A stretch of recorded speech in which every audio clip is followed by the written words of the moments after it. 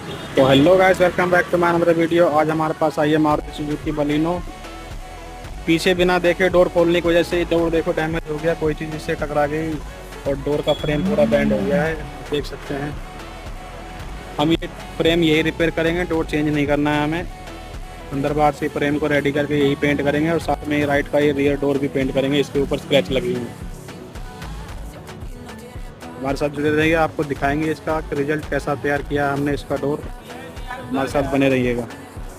Video को like comment जरूर कर दें, पेज को फॉलो कर लें। मिलते हैं नेक्स्ट वीडियो में, तब तक के लिए गुड बाय।